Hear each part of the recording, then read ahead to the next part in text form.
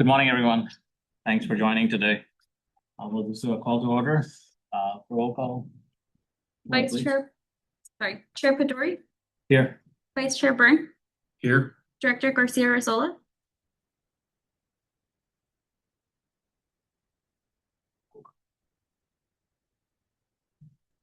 He's online. I don't know if he can hear us. I'm here. Okay, we thank have you. Quorum. Thank you. All right, we'll move on to public communications. Anybody wishing to address the board on items not on the agenda? I don't see anybody here or anybody online. There is no public comment online. All right, thank you.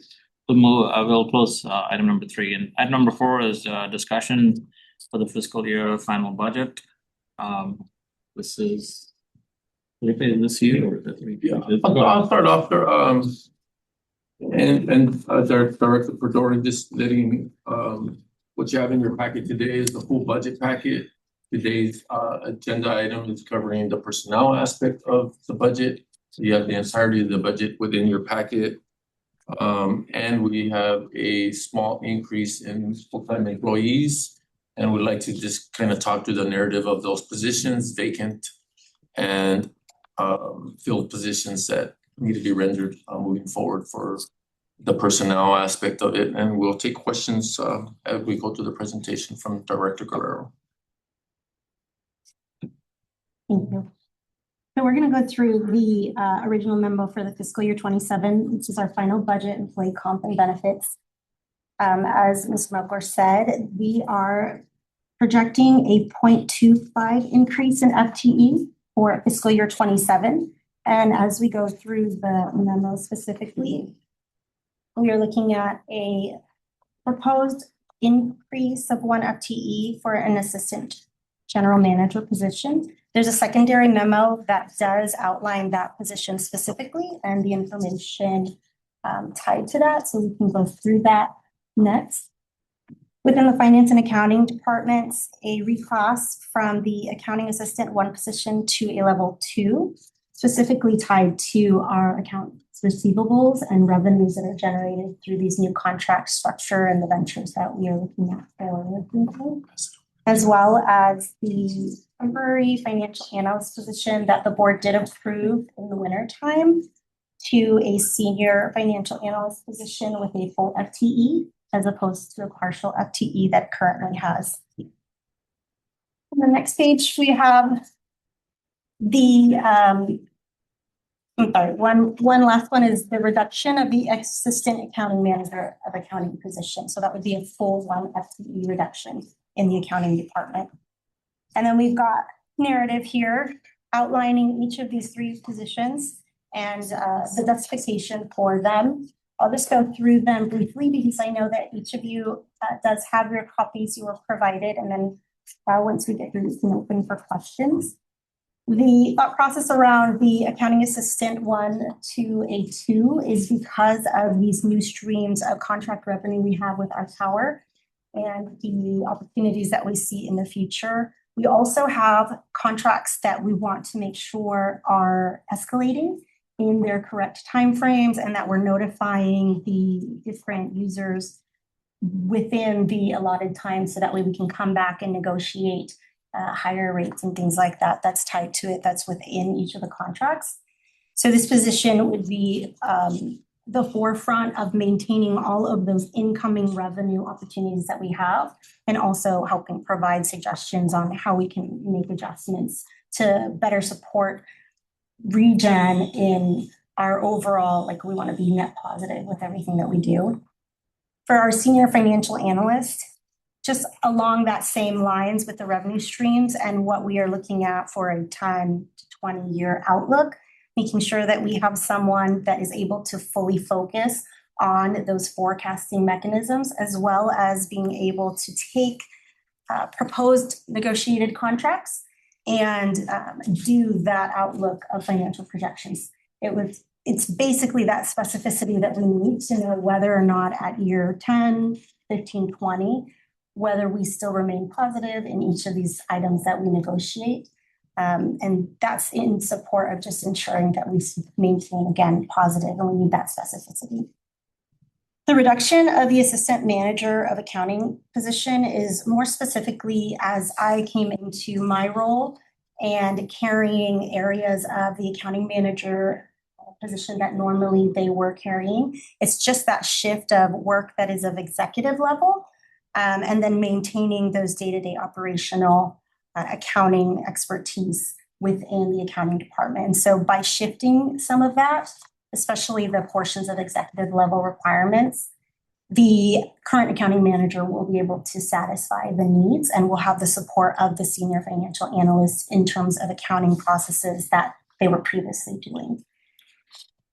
For the Human Resources Department, we're proposing a reduction of the Director of HR position and adding a Senior Human Resources Manager. The title change specifically is that we would be restructuring within the org chart for the Human Resource Manager to be under my purview. So both finance and HR would be under my purview as the Director of Administration at LASTAF. In prior years, that position was structured that way. And so we are proposing to go back to that mechanism to ensure that there is an aligned level and then also an additional accountability for that scope, just to maintain that. For number 4, within the safety department, these are position reclasses for the 2 lead safety positions, both the manager and reclassing the coordinator position to safety specialist. When we look at the org chart, the title for the safety coordinator it does not align with the other specialist scopes that we have, and specifically the safety specialist does a lot of individual trainings and things of that nature where they are leading out in the safety scope.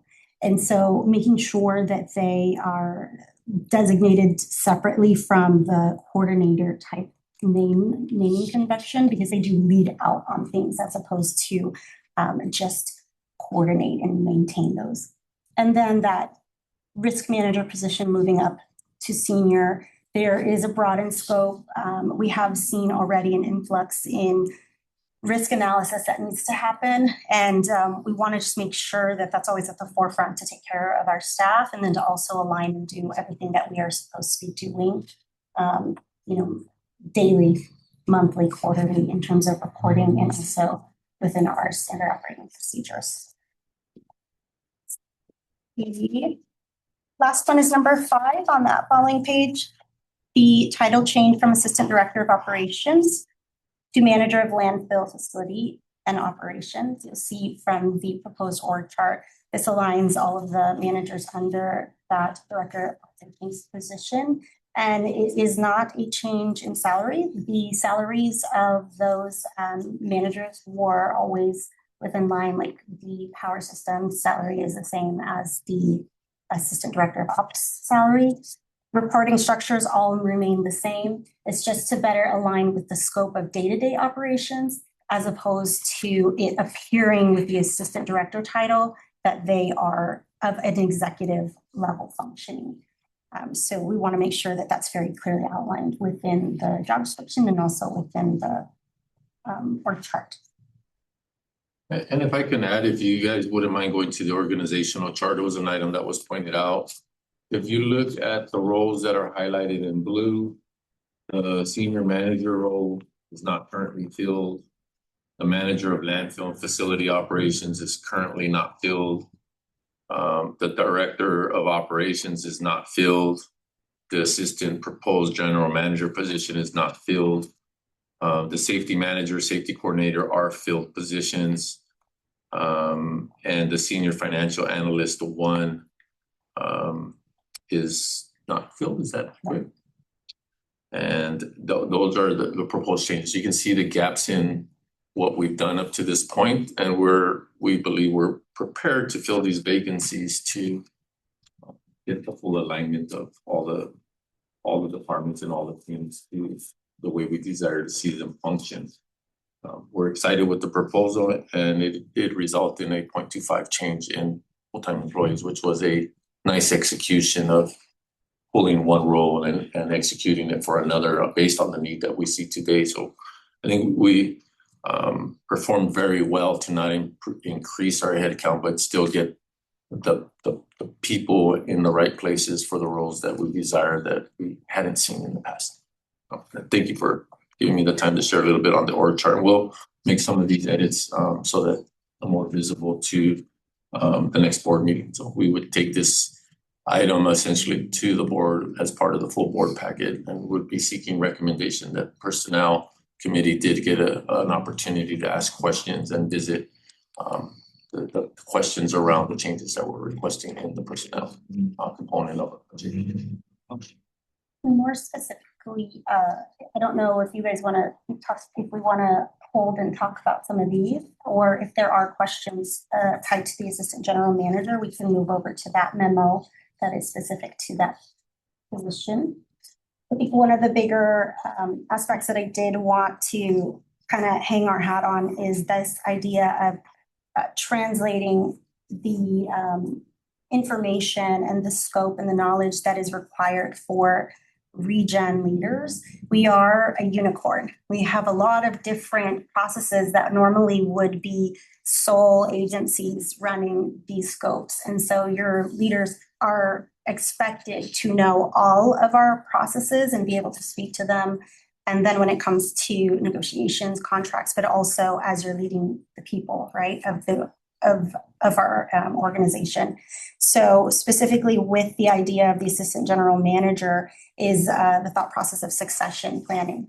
Because it is such a unique role to lead this organization, we do need people that are highly capable and able to catch the breath of all of that.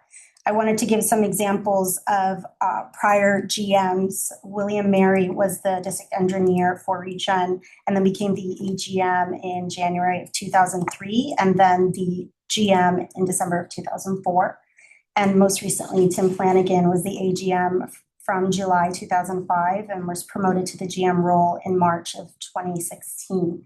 And then stayed with us, right, for a good number of years after. And so that institutional knowledge is being built on in each of the years that they remain with us. And then as they level into those next roles, they are able to learn from their immediate supervisor, the general manager, both the work that is required going above your position, as well as making sure to cover all of the scope in the director levels below and be able to lead, top down all around. So that was really the thought process, which bringing this back in. We have had it before. And I think that in terms of looking at the continuity, right, is bringing this back for a proposal to reinstate position. You will see there is a note there that we are suggesting to retain the director of ops position within the classification, but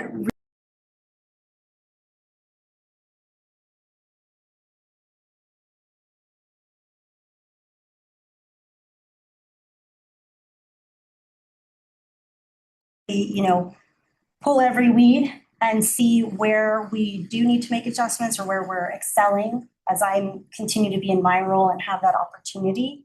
It's just to be very conscious of where we're at. But if the need does arise, then we would absolutely fill the director of ops position because we want to make sure that ReGen is always fully supported and fully functional to that A-class scope that we have.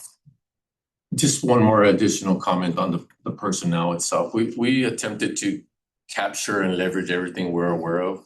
We are aware that we didn't get to every item we wanted to. There are some roles that we would want to get developed. I think there's some wage adjustments and salaries that we still want to be able to look at and make adjustments to. So this is our best attempt to get it all right before the budget. But I do anticipate that I'll be coming back to the board with some other propositions around salaries and wages and maybe some new proposed positions that would be meritable in the time of need with contracts and special delivery around construction, development contracts, special projects of that nature. So didn't quite get all the way through what we expected to get through, but we felt we brought the majority of it, and those open and pending items, we'll get to it and they'll be back relatively quickly.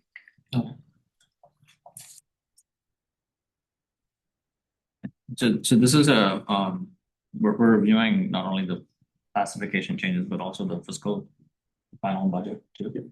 The attachment of the budget is really an FYI that all of the requests and proposals within our committee backup is already within the projected budget. So that way you guys would know that all of those dollars that we're projecting are in there. Okay. Yeah. So there's decisions on. Got it. Okay. Very good. So then I'm guessing this concludes the presentation, right? Okay. All right, so I'll open up for questions from the board then. Any questions from the board members and then chime in. Anybody online too? So this, Not for me. I have one. Okay, thank you. The manager of the assistant director operations to manager of landfill. How is that perceived here? It sort of sounds significant. It is one of the most significant positions that we have. I mean, they managing landfill. Prior to this recommendation to call it a manager of landfill and facility operations, we had assistant director of operations, and we anticipated that we would build them up to be the director of operations. It didn't come to fruition, and we made a recommendation that we had been really working on how we make landfill operations and site facility maintenance become one. So we worked on integrating that. We call them landfill operations department, but for the title specifically, we wanted a rendering that the primary focus for this manager would be landfilling operations and the maintenance of the entirety of our property, because that's what's occurring today. And we felt that the manager position bestly represented that we wanted a working condition manager to be in the environment and not to be in an office, but really to be out in the field, to be looking at all the attributes. And when I look at what that assistant general manager does, it allows the general manager to not have to be a lifeline in the operations to get objectives initiated, and will allow me other opportunities to track what we really need for our capital projects and our future More investments. strategic stuff. It is more strategic stuff. So is this manager of landfill, this assistant director of operations, where was that box previously? In the same place. Okay. Yeah, so the positioning and the reporting structure and salary are all the same. Essentially, the assistant director of operations had the same salary pay scale as our power systems manager. And so in terms of scope and everything, they are aligned as working level boots on ground type managers. And so we wanted to be sure to make sure that executive level differentiation was removed, because as an assistant director, it gives the thought process or feel that you are of executive level and that you would be making those types of decisions, when really this position is supposed to be that working boots on ground manager. So it's the same person, the one that didn't move up is still in that No. position. Okay, so that person's gone and you hired somebody else? Or No, it's a vacancy. You're going to, okay.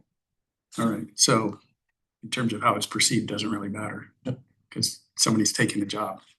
Okay, all right, that's interesting. How hard is it to find assistant general managers? Do you have somebody in mind? I think we have potential candidates here on campus, which is great, right? Fantastic. And even those candidates have been very openly to say that we have opportunity to explore and see if we can figure out those really majestic relationships that benefit one another in those positions, and sometimes they don't, right? So I would be very curious of the talent that we have presented in front of us before we make a decision. But I think we do have qualified candidates within this room. Multiple. Yeah, multiple, Okay. multiple, yes. Okay, that's pretty exciting.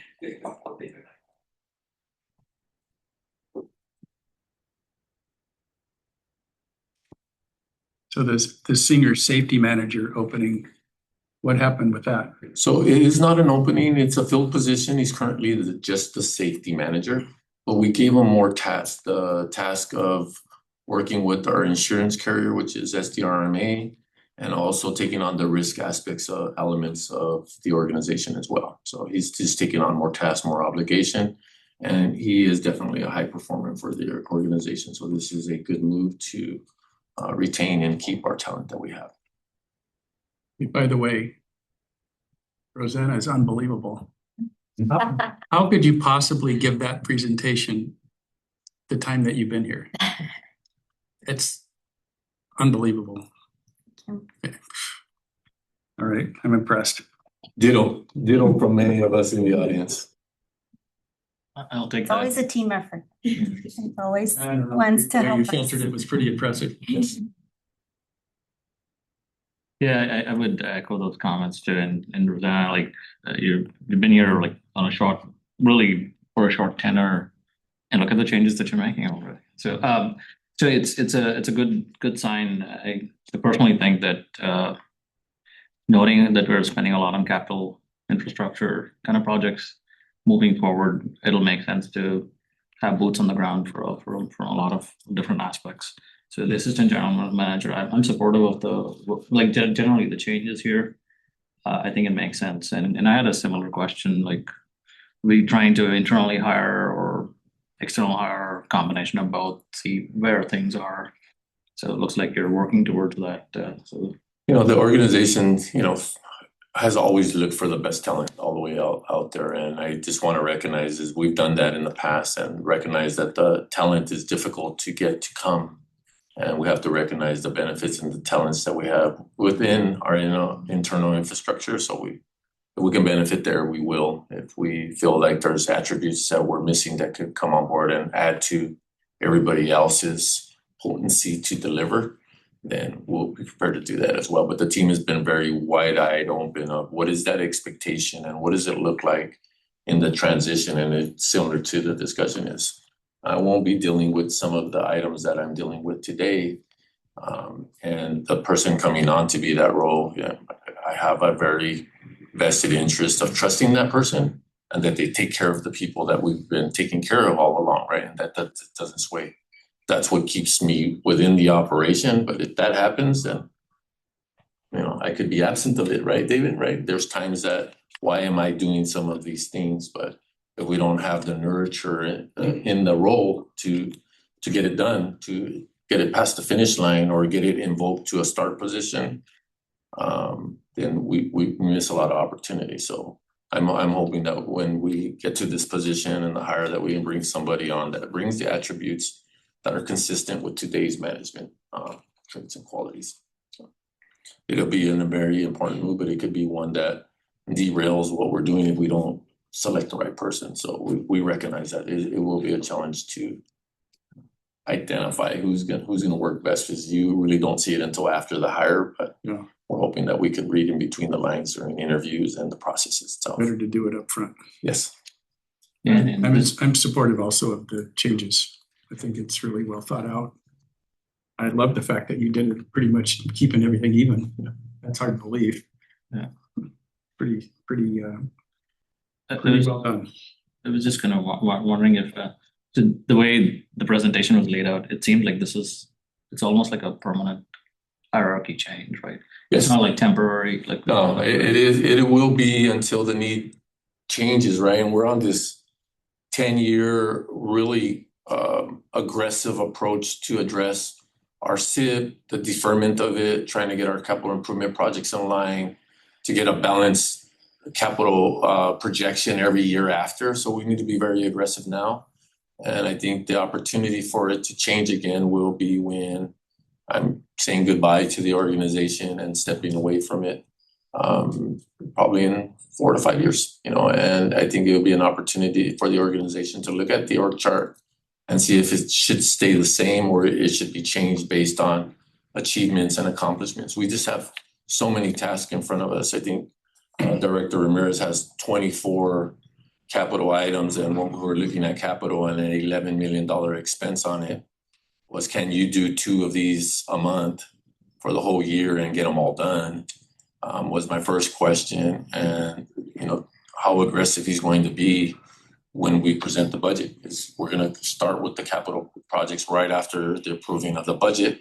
Here's the 5 or 6 items we're bringing to the table, and then we still have another 18 to go after that. So very aggressive, and I think you're extremely accurate with getting enough people to hold enough plates to get what we want to get done in the 9-year window that we're approaching.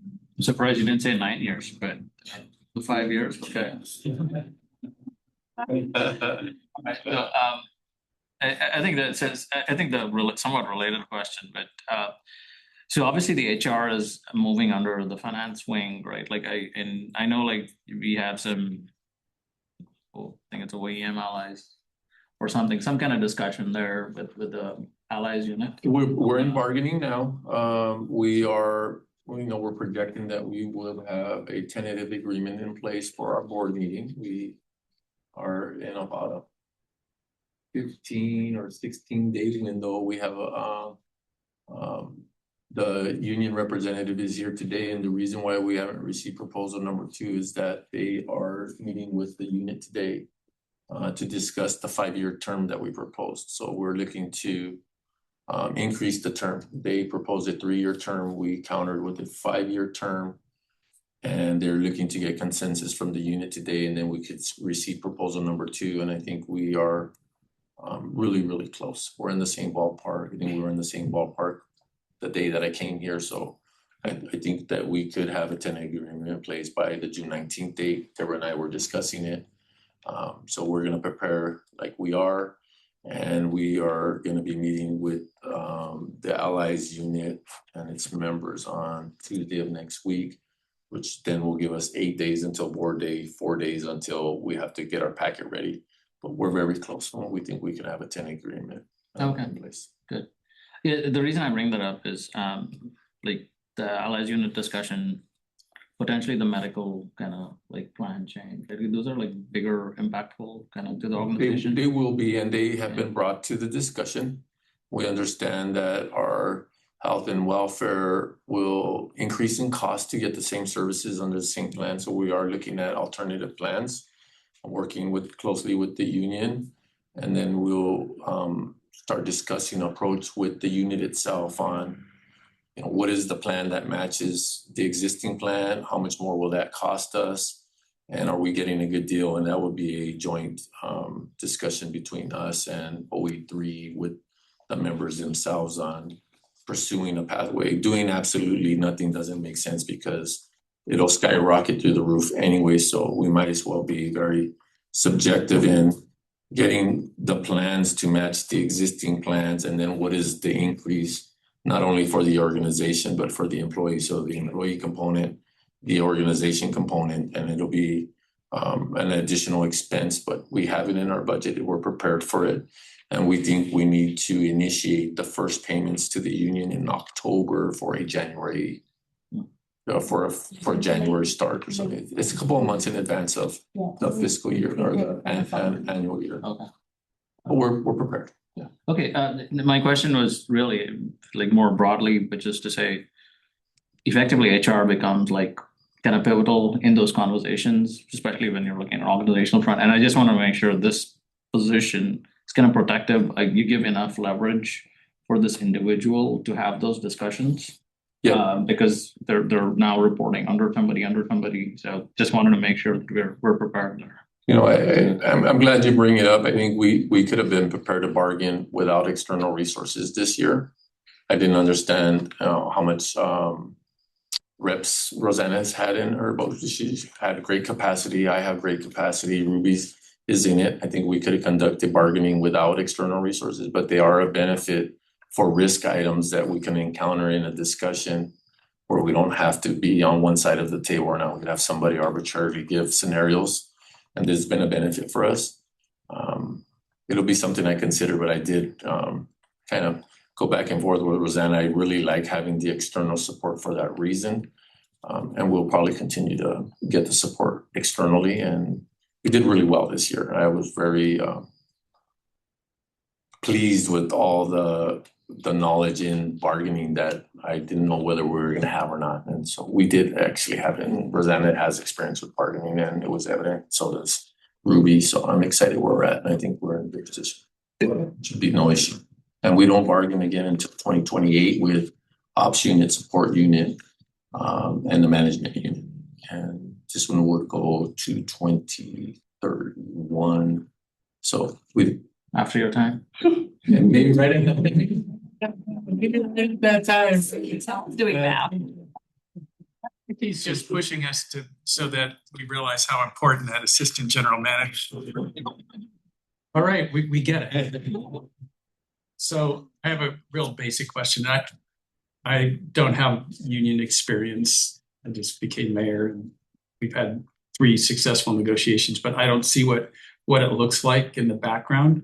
Like when you say they're presenting their offer to the unit, or what does that look like? How does that work? So he'll pull the allies unit in there and Like, what they'll. does that mean?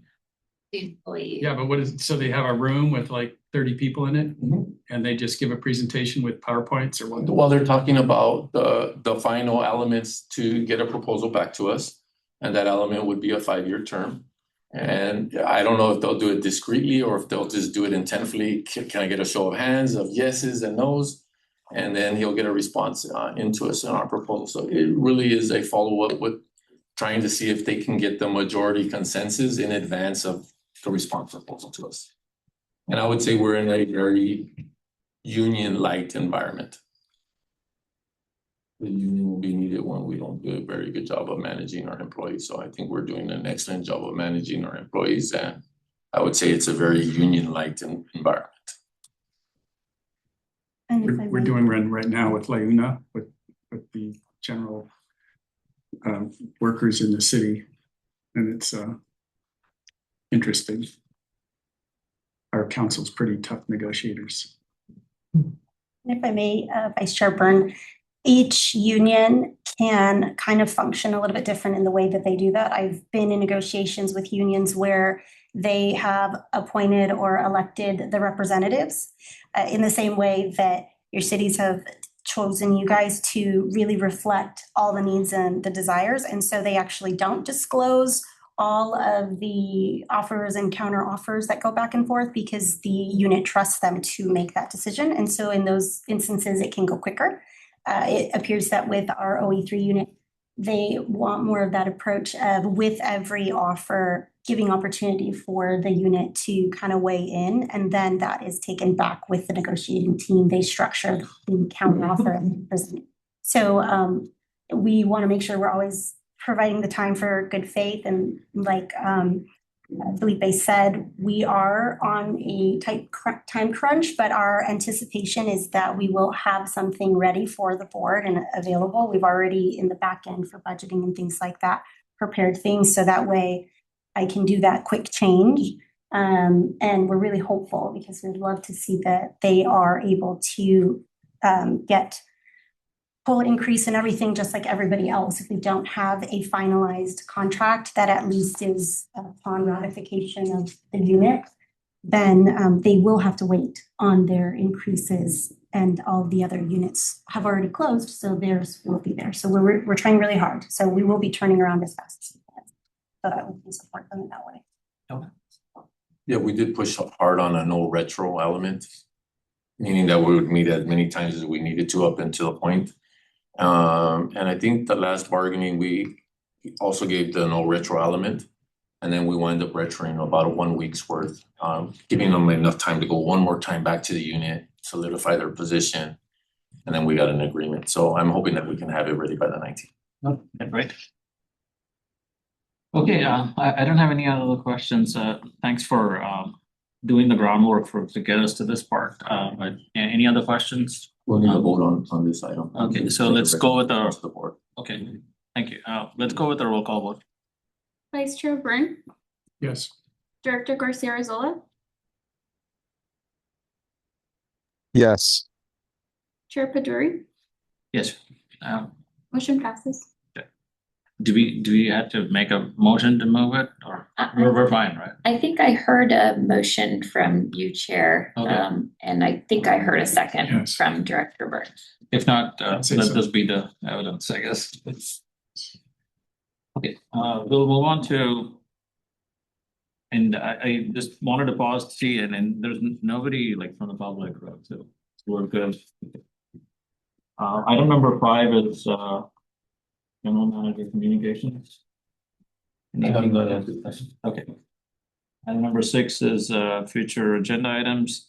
I will just, it's not a future agenda item, but I'll just ask if there's anything that this personnel committee needs to be aware of. As we're looking into the next fiscal year, is there anything trending that we should be aware of? But that's all. Funding, I don't have anything yet, but I'll continue to dig as we get closer to that meeting. We are still unsure of whether we will or won't have a July meeting, and so that's subject to a couple of things. We're actually pretty sure we're not having a July meeting, and our next meeting for this committee will be August 5th. If we have agenda items, so if we don't have agenda items, we would like to reach out to you guys sooner to anticipating no meeting date, but we'll continue to leave them established and cancel as we either don't bring no items or have items for you guys to attend. I think this is our second meeting of the year, I believe. So, first. So we've deferred a lot, but in the time that we kind of need the time back. So we appreciate I'm good with no meetings. And, all right, very good. Thank you. In August, sorry. Okay. First of all, only because we have our GM. Oh, absolutely, yeah, that's a good reason. And we also will be going over the bylaws of the committee at that time. Okay. Sounds good. Be out of town. We'll be okay. You have a closed session item today. Closed session is public employee performance evaluation. I don't see any public comments. We'll open it up to public comments. And the meeting is adjourned. There is no action to report out of closed session. The meeting is adjourned.